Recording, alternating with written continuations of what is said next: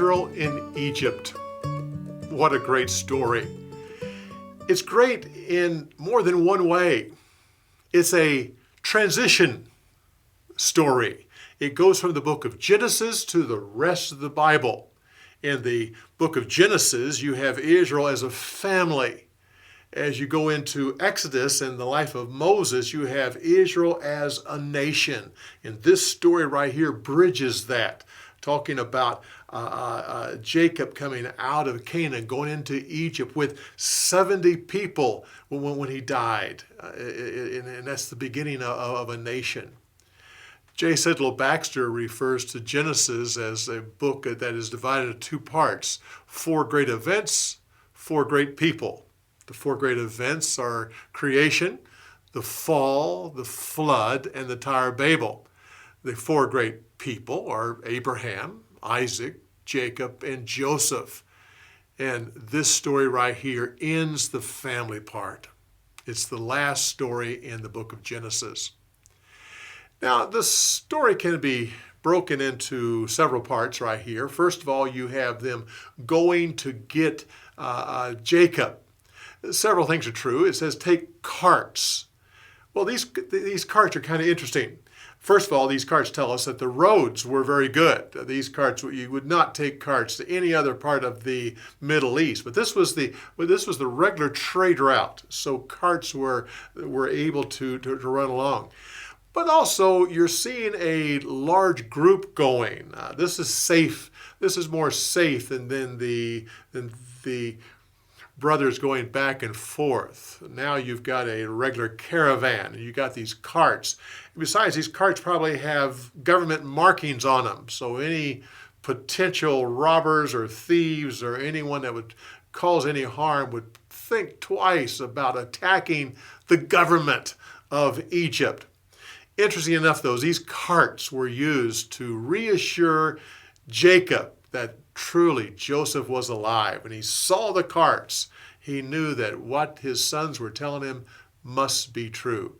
Another interesting thing about this trip to go get Jacob, at first I didn't understand why he was there, because Joseph says to his brothers, now as you go along, don't argue, or basically stop arguing, stop bickering. I didn't know why that was, and I had to think that through. I said, well, wait a minute, they're going back to their father, and they're going to tell him Joseph is alive. Alive? I thought you said he was dead. No, actually, we sold him.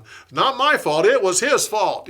No, Joseph says, stop the bickering, stop the arguing, just go back, get my father, and bring him here. It will be all right.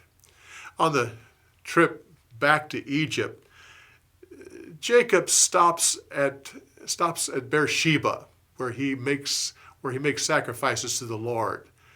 I think this indicates a little bit of doubt on his part. After all, this is during a famine. He's going to Egypt to get out of the famine, to see his son, but also to get out of the famine. And Isaac was told, don't do that. And it was at Beersheba that God talked to him. And it was at Beersheba that his grandfather, his father, and he got certain promises. So he's going back to get this reassurance. And truly he gets it there, because God says, no, you go ahead and go. I will go with you. And when the time comes, I will bring the people back here to this land. It says in the passage of Scripture, it gives the long list of names. It talks about 70 people that are in the family of Jacob. And we see these names. You have to understand, for whatever this would mean to you, these are names of the people that were there when Jacob died 17 years later. These are not the exact people. Now, in their mind, they were, because the seed was with the people, and they were all going down. But it makes a list of people. It says that, for instance, it says that Perez, the son of Judah, and it talks about his children. Well, Perez is probably not any more than 10 years old. He didn't have children until he got down to Egypt. Talks about Benjamin having 10 children. 17 years later, added to what he had when he traveled and when he got down there. So the total is later on. When he gets down there, he prefers the younger son of Joseph over the older one. And I find that interesting, that he prefers Ephraim, and he moves the hands across. Interesting the number of times, being the youngest son of my family, I find it interesting to see the number of times when God favored the younger son. We say Shem was he was the son of Noah, was a younger son. Not the youngest, but was a younger. Isaac himself was the younger. And then Ishmael was older. Jacob was younger than Esau. You have, in this case right here, Ephraim was younger than Manasseh. We also have Judah got the promise. He was not the oldest. He was the fourth oldest. Then you go down to Moses. Moses was younger than his brother Aaron. Then finally David. David was the youngest of 8. And so I just find that very interesting. Well, this is a wonderful story, a transition story. When you come back, we'll be going into the life of Moses and the rest of the Bible.